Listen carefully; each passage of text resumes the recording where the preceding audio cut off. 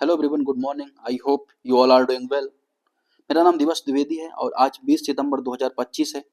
जो भी news events चर्चा में रहे, ट्राइब्स चर्चा में रही, नेशनल पार्क चर्चा में रही या कोई भी टॉपिक चर्चा में रहा यूपीएससी के लिए इंपॉर्टेंट है या सिविल सर्विसेज में किसी भी एग्जाम के लिए, तो उसे हम यहाँ पे करंट अफेयर में एमसीक्यू के माध्यम से देखेंगे। तो आइए बात करते हैं। आज पहला जो टॉपिक है मोरान ट्राइब को लेके है, मोरान कम्युनिटी के बारे में। अब जो मोरान कम्युनिटी है ना, ये मांग कर रही है एसटी दर्जे की, शेड्यूल्ड ट्राइब दर्जा दिया जाए। आर्टिकल 342 बात करता है कि राष्ट्रपति किसी भी ट्राइब को क्या कर सकता है, से अनुसूचित जाति डिक्लेयर कर सकता है आर्टिकल 342 के अंतर्गत। अब उन्हें बेसिकली अलग अलग राइट्स मिलते हैं, रिजर्वेशन मिलता है आर्टिकल 15 और 16 के अंतर्गत। 15 में जहाँ एजुकेशन इंस्टीट्यूशन में, वहीं 16 में जॉब की जो अपॉर्चुनिटी उसमें राइट मिलता है। अगर शेड्यूल ट्राइब के बारे में बात करें तो 8.6% के आसपास टोटल जनसंख्या में पाई जाती है और लगभग इनकी संख्या 10 करोड़ के आसपास है। इसमें भी जो कुछ बहुत ज़्यादा वंचित समूह, उनको पीबीटीजीज कहा जाता है। पीबीटीजीज को बताया था ढेबर कमीशन ने, है ना, ये भी आपको पता होना चाहिए। 2006 में बताया गया था कि पीबीटीजी की संख्या 75 है और इनमें सबसे ज़्यादा संख्या 13 है, कहाँ पे, उड़ीसा में है। और जो शेड्यूल ट्राइब, इनके बारे में बताया था किसने, लोकूर कमेटी ने। तो ये सारा तो शेड्यूल ट्राइब और पीवीटीजी का फैक्ट हो गया। मोरान जो कम्युनिटी है उसके बारे में देखेंगे तो मोरान कम्युनिटी एक असम में एक कम्युनिटी है, ठीक है ना, और उसका कुछ हिस्सा तिनकुसिया जिलों में तो रहता है, अरुणाचल प्रदेश में भी कुछ हिस्सा रहता है। ऐसा माना जाता है कि जो अहम जो डायनेस्टी हुआ करती थी उसके आगमन के पहले ही मोराना के बेंगमारा करके एक इंडिपेंडेंट राज्य हुआ करता, स्टेट हुआ करता था। बेंगमारा के बारे में बात है। तो before the arrival of Ahom they had their own kingdom Bengmara, तो ये बात यहाँ पे एकदम करेक्ट है। दूसरा, they were originally followers of Shakta faith, मतलब शाक्त जो संप्रदाय, शक्ति पूजा, उसको यहाँ पे पालन करते हैं। वैष्णव धर्म अपनाया इन्होंने। तीसरा, their dialect belong to the Bodo group and Tibeto Burman linguistic family, तो इनकी जो मूल बोली है वो किससे संबंधित है, तिब्बती बर्मी भाषा परिवार की बोडो समूह की है। अब इसके बारे में आपको सही स्टेटमेंट यहाँ पे बताने हैं कि कौन सा इसका सही स्टेटमेंट है। तो आइए देखते हैं। जो पहला स्टेटमेंट है एकदम करेक्ट है। अगर हम यहाँ पे देखें, पहला स्टेटमेंट करेक्ट है, दूसरा स्टेटमेंट भी यहाँ पे करेक्ट है और तीसरा स्टेटमेंट भी यहाँ पे करेक्ट है। तो तीनों स्टेटमेंट यहाँ पे करेक्ट हो जाएंगे। अगर हम बात करें तो शंकर देव जिन्होंने असम में वैष्णव संप्रदाय को चलाया, उनके शिष्य थे कौन, अनिरुद्ध देव।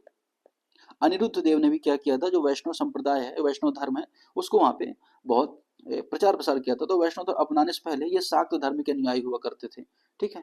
ये चीज आपको यहाँ पे याद रखना है। और एक इनका इंपॉर्टेंट फेस्टिवल है गासर तलार बिहू, गासर तलार तलार बिहू, तो इनका इंपॉर्टेंट फेस्टिवल है जो ये मनाते हैं। ये बात आपको यहाँ पे याद रखनी है। वैष्णव धर्म, वैष्णववाद क्या होता है, आधुनिक हिंदू जो धर्म है उसके प्रमुख रूपों में से एक रूप है जो विष्णु की भक्ति करता है और अवतारवाद पर विश्वास करता है कि विष्णु के अवतार थे, राम है, नरसिम्हा है ना, वामन है, इसके अलावा मत्स्य हैं।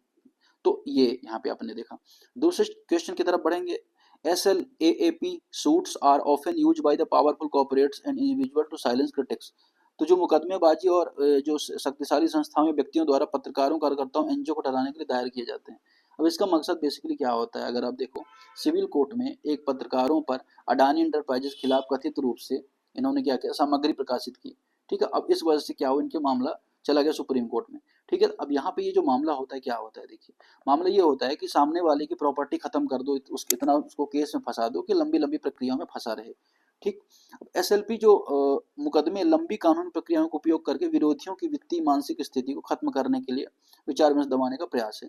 ये बात यहाँ पे करेक्ट है। तो जैसे मान चलिए जो भी लोग सत्य के पीछे आवाज उठाते हैं उनको दबाना है तो इनके खिलाफ केस कर दो, उनके पास प्रॉपर्टी तो होगी नहीं, है ना, जिससे वो क्या कर सकते हैं, कंपटीशन कर सके, तो वो खत्म हो जाएंगे टोटल। तो ये यहाँ पे इसका पर्पज रहता है। अगर हम बात करें तो भारत में ऐसा कोई लॉ तो है नहीं, तो ये बात भी आपको याद रखनी, भारत में कोई कानून नहीं है। लेकिन अगर हम बात करें अमेरिका, कनाडा, ब्रिटेन वगैरह में क्या है, इसके लिए कानून बने हैं, ठीक है। तो यहाँ पे पहले स्टेटमेंट का कथन और कारण दोनों सही, जमसन और रीजनिंग बहुत हद तक करेक्ट। यहाँ पे इसका सही आंसर हो जाएगा ए। क्वेश्चन नंबर 3 की तरफ देखेंगे तो reinforcement learning, which of the following add the feedback signal that guide the agent learning process। Reinforcement जो लर्निंग होती है आरएल में, एजेंट की सीखने की प्रक्रिया की दिशा वाला मुख्य संकेत क्या है। अब अगर हम बात करें रीइंफोर्समेंट जो लर्निंग है ना, तो अभी DeepSeek AI ने बताया कि उनका जो मॉडल है R1 उसे कहा जाता है। तो ये बेसिकली जो मशीन लर्निंग है, डीप लर्निंग है, इसको बढ़ावा देने के लिए इसे इंट्रोड्यूस किया गया है। अब इसके संबंध में जो ऑप्शन पूछे जा रहे हैं, ऑप्शन में क्या है, ऑप्शन में इन्वायरमेंट, रिवार्ड, एक्शन, स्टेट, तो इसका सही आंसर क्या हो जाएगा, रिवार्ड इसके लिए सही आंसर हो जाएगा। तो सही आंसर क्वेश्चन ऑप्शन नंबर 3 हो जाएगा, ठीक। अगर हम बात करें जो R1 है, इसका मकसद क्या है कि मशीन लर्निंग को प्रमोशन करना, मशीन लर्निंग को बढ़ावा देना, जिससे मानवीय मदद भी हो सके। क्वेश्चन नंबर 4 की तरफ देखेंगे, with the reference of north east spark programme consider the following statements. तो उत्तर पूर्वी राज्यों में एक अंतरिक्ष शिक्षा के संबंध में एक कानून है, एक प्रोग्राम है ये। अब ये बेसिकली पर्पज क्या है, देखिए नॉर्थ ईस्ट के जो बच्चे हैं जो पढ़ाई कर रहे हैं वो इसरो जैसी संस्थाओं में जाएं और वहाँ पे देखिए किस तरह से विज्ञान प्रौद्योगिकी को बढ़ावा मिल रहा है। तो ऐसे लगभग 800 छात्रों को, मेधावी छात्रों को सेलेक्ट करके नॉर्थ ईस्ट से इनको भेजा गया था स्पार्क कार्यक्रम। अब ये जो NE स्पार्क है वो पूरे नॉर्थ ईस्ट के लिए है। ये डोनर जो मिनिस्ट्री है, मिनिस्ट्री ऑफ नॉर्थ ईस्ट जो है, वो इसके संबंध में मामला देखती है, ठीक है। ये चीज आपको यहाँ पे याद रखनी है। अब दूसरा, इसमें जो फंडिंग है वो फंडिंग कैसे होगी, तो 60-40 के हिसाब से फंडिंग होगी, मतलब 60% जो पैसा है सेंट्रल गवर्नमेंट देगी और 40% स्टेट गवर्नमेंट देंगे, ठीक है। अब ऑप्शन क्या है कि it is jointly funded by ministry of donor and state government, 60-40 के रेशियो में, ये बात यहाँ पे एकदम करेक्ट है। It provide exposure visit 800 meritorious student, मेधावी छात्रों को 800 को भेजा जाएगा इसरो, ये भी सही है। इसका मकसद है promote awareness about space technology and stem education among youth. तो साइंस, टेक्नोलॉजी, इंजीनियरिंग, मैथमेटिक्स के संबंध में यूथ में क्या करना, प्रमोशन करना, जिससे वो आने वाले समय में विज्ञान प्रौद्योगिकी की दिशा में बढ़ावा दे सके, यहाँ पे पर्पज है। तो सही आंसर सारा हो जाएगा उपरोक्त सभी, ठीक है। अब अगर हम बात करें क्वेश्चन नंबर 5 की, एजम्पशन एंड रीजनिंग के संबंध में है। अब जो इनका कहते हैं ना कि इनका एक सभ्यता हुआ करती है, तो उसके बारे में ये स्टेटमेंट है, उसके बारे में आइए थोड़ा सा जानते हैं।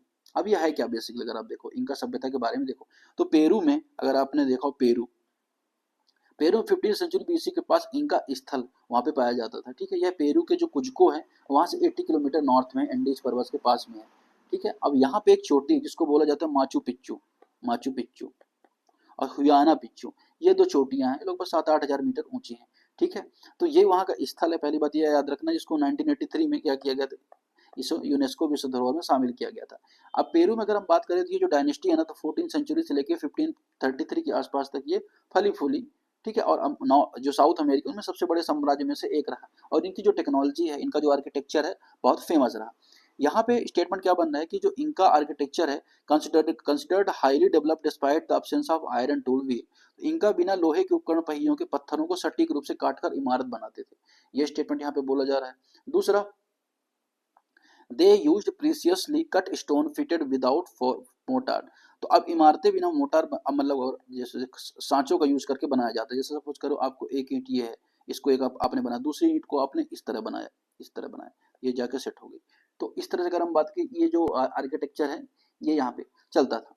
तो जो कारण है वह भी सही है और जो कथन स्टेटमेंट है दोनों सही है, और इसकी व्याख्या भी कर रहा है, एक्सप्लेन भी कर रहा है, तो ये बात यहाँ पे करेक्ट है। चर्चा में क्यों रहा कि हाल में क्या हुआ कि जो पेरू का जो इनका गढ़ है वहाँ पे कई सारे पर्यटक फंस गए, जिसके बाद अगर हम देखें तो कुछ ट्रेन वगैरह स्थगित हो गई, तो इस वजह से चर्चा में आ गया।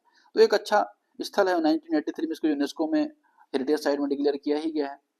क्वेश्चन नंबर 6 देखेंगे यहाँ पे, which of the following function are perform by the petrol and natural gas regulatory body authority. तो ये जो बॉडी है इसके द्वारा कौन सा एक्शन परफॉर्म किया जाता है उसके बारे में आपको बताना है। पहला, regulation, transportation, distribution and marketing of petroleum products and natural. तो क्या इनका ये मार्केटिंग करता है पेट्रोलियम प्रोडक्ट का और गैस का, ये बताना है आपको। दूसरा, adjudicate dispute between entire involve petroleum natural gas activity. तो जो भी विवाद होते हैं इसके संबंध में उसका समाधान भी करता है, ये आपको बताना है। तीसरा, supervise production of crude oil in India. तो जो क्रूड ऑयल इंडिया में उसको क्या करना, सुपरवाइज करना, यह भी यहाँ पे इसका पर्पज है, ठीक है। अब अगर हम कच्चे तेल का उत्पादन करना, देखिए अगर हम बात करें यहाँ पे थोड़ा हिंदी और इंग्लिश में दोनों डिफरेंस हो गया है, तो इसको करेक्ट कर दिया जाएगा। अगर हम बात करें पेट्रोलियम और जो ये संस्थान है PNGRB, ये हाल में क्या है कि LPG के संबंध में ये चर्चा में रहा है, ठीक है। इसको 2006 में बनाया गया था। इसका पर्पज क्या था कि जो पेट्रोलियम प्रोडक्ट है उनके संबंध में कंज्यूमर्स के जो इंटरेस्ट है उसको प्रोटेक्ट करना, ठीक है। साथ ही जो इंस्टीट्यूशन उनके भी इंटरेस्ट को प्रोटेक्ट करना, साथ ही कॉम्पिटेटिव इन्वायरमेंट बनाना, इसका यहाँ पे पर्पज था। अब अगर हम बात करें तो कच्चे तेल और प्राकृतिक गैस का उत्पादन नहीं करता है ये, ठीक है। ये चीज आपको यहाँ पे याद रखनी है। तो तीसरा स्टेटमेंट है ना, इसमें बोला जा रहा है कि इसका प्रोडक्शन करता है, ठीक है। ये प्रोडक्शन करता है, प्रोडक्शन ऑफ सुपरवाइजर नहीं है, production of crude oil of India है। ये स्टेटमेंट यहाँ पे इनकरेक्ट हो जाएगा। तो प्रोडक्शन नहीं करता है, बाकी सब काम करता है, तो 1 और 2 यहाँ पे सही आंसर हो जाएंगे। अब इसका हेडक्वार्टर कहाँ है, तो हेडक्वार्टर कहाँ, दिल्ली में है। दिल्ली में हेडक्वार्टर एक अध्यक्ष हुआ करता है, एक अध्यक्ष होता है, इसमें 3 सदस्य होते हैं। तो इस तरह से ये जो काम करता है, ठीक है। ये चीज आपको यहाँ पे याद रखनी है। कोई भी कंज्यूमर वगैरह की प्रॉब्लम होती है उसको भी क्या है, संघ का समाधान ही करता है। सही आंसर क्या हो जाएगा, सही आंसर हो जाएगा ओनली 1।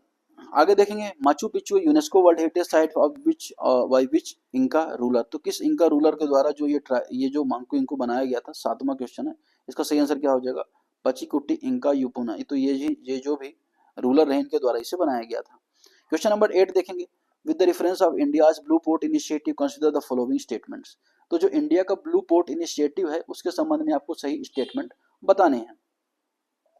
ठीक है, स्टेटमेंट क्या बोल रहा है? स्टेटमेंट बोल रहा है कि जो वनखबरा है, ठीक है ना, वनखबरा है, कराईकाल है and Jakhau have been approve as a pilot harbours. तो वनखबरा, कराईकाल एंड जो जखारू है, जखाऊ है गुजरात में, उसको अप्रूवल मिला है पायलट हार्बर का।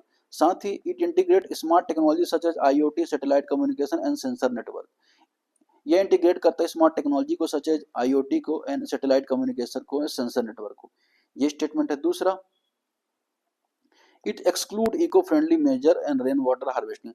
ये रेन जो वाटर हार्वेस्टिंग है उसको शामिल नहीं करता, मतलब इसको बाहर कर देता है। साथ ही ये जो smart eco friendly major technology उसको भी बाहर करता है। तो देखिए, इस तरह कोई इनिशिएटिव तो बाहर नहीं किया जाएगा। सीधी सी बात है कि आज जो भी इनिशिएटिव है वो इस बात को ध्यान में रखेगा सस्टेनेबल डेवलपमेंट हो, इको फ्रेंडली डेवलपमेंट हो। तो ये जो अगर बात है ना, तो ये स्टेटमेंट यहाँ पे इनकरेक्ट हो जाएगा। तो इससे स्टेटमेंट करेक्ट हो जाएगा तो सही आंसर क्या हो जाएगा? Only one. हाल में क्या हुआ कि जो फिशरी मिनिस्ट्री है ना, और जो पशुपालन डेयरी मंत्रालय है, उसने जो ब्लू पोर्ट है इनका जो इंफ्रास्ट्रक्चर इसको मजबूत करने के लिए एफओयू के साथ, जो एफएओ है, फूड एग्रीकल्चर ऑर्गेनाइजेशन है, उसके साथ टीसीपी साइन किया है, टेक्नोलॉजिकल सपोर्ट प्रोग्राम को साइन किया है। अब इसका पर्पस क्या है? टेक्नोलॉजिकल असिस्टेंस देना, जिससे क्या किया जा सके, इस क्षेत्र का बेहतर विकास किया जा सके। ठीक है, आगे बढ़े। ये पीआईबी न्यूज थी तो हमने यहाँ पे इसको देख लिया। क्वेश्चन नंबर 9 देखेंगे, consider the following statements about the national maritime heritage complex. तो नेशनल जो मैरीटाइम हेरिटेज कॉम्प्लेक्स है लोथल गुजरात के बारे में, उसके बारे में आपको सही स्टेटमेंट बताना है। अब लोथल गुजरात में एक इंडस वैली सिविलाइजेशन की स्थल, अगर आपने गुजरात का पोर्ट देखो शायद इस स्थान पर लोथल आपको देखने को मिलेगा। अब ये जो स्टेटमेंट है, it is being develop as a Lothal Gujarat under the Sagarmala project. अब सागरमाला प्रोजेक्ट चल रहा है जिसका पर्पज क्या है कि जो पोर्ट सिटीज है उनके बीच आपस में कनेक्टिविटी बेहतर करना। साथ ही this site is significant as a Lothal as only port city in Indus valley civilisation. तो क्या एकमात्र पोर्ट हुआ करता था लोथल इंडस वैली सिविलाइजेशन में? अब इसमें आपको करेक्ट आंसर आपको बताना है। दूसरा, the project is funded solely by the private corporate CSR contribution. ये इसे कंप्लीटली फंड किया जाता है प्राइवेट कॉर्पोरेट सीएसआर कंट्रीब्यूशन के द्वारा, इसको टोटल फंड किया जा रहा है। इसके बारे में आपको सही स्टेटमेंट बतानी है। ठीक है, अगर हम बात करें यहाँ पर लोथल के बारे में, तो अभी क्या है, प्रधानमंत्री मोदी जी का विजिट होने वाला है यहाँ पे। ठीक है, तो भारत सरकार की एक योजना है नेशनल जो मैरीटाइम हेरिटेज कॉम्प्लेक्स है, ये सरकार की योजना, जिसका पर्पज क्या है कि 5000 वर्ष जो भी पुराने इतिहास को समेट कर उसको बेहतर बनाना। अब लोथल भी एक इंपॉर्टेंट स्थल है, इसमें आपको पता होना चाहिए। ठीक है, अब उस टाइम पे अगर हम देखें तो एकमात्र बंदरगाह माना जाता था। ठीक है, तो ये बात यहाँ पे एकदम करेक्ट हो जाएगी, पहला दूसरा करेक्ट हो जाएगा। अब अगर हम बात करें तीसरे स्टेटमेंट की, तो ये कह रहा है कि project is completely funded by private corporate, जो ये है कॉर्पोरेट सीएसआर कंट्रीब्यूशन, उसके द्वारा इसे कम्प्लीटली फंड किया जा रहा है। ये बात यहाँ पे गलत है, यहाँ पे सरकारी इसमें भी योगदान है। ठीक है, तो ये बात यहाँ पे गलत हो जाएगी। तीसरे स्टेटमेंट गलत हो जाएगा तो सही आंसर क्या हो जाएगा? ओनली वन एंड टू यहाँ पे करेक्ट आंसर हो जाएंगे। और क्या देखना है इसमें, तो और कुछ ऐसा ध्यान देने वाली बात है नहीं। बाकी तो अगर मॉडर्न हिस्ट्री के उसमें कॉन्सेप्ट में जाएंगे तो काफी लंबा वीडियो हो जाएगा। क्वेश्चन नंबर 10 देखेंगे, which of the following is not classified as a opioid. Opioid में कौन से हैं जो ओपियोइड में शामिल नहीं है? ठीक, तो इसका सही आंसर क्या हो जाएगा?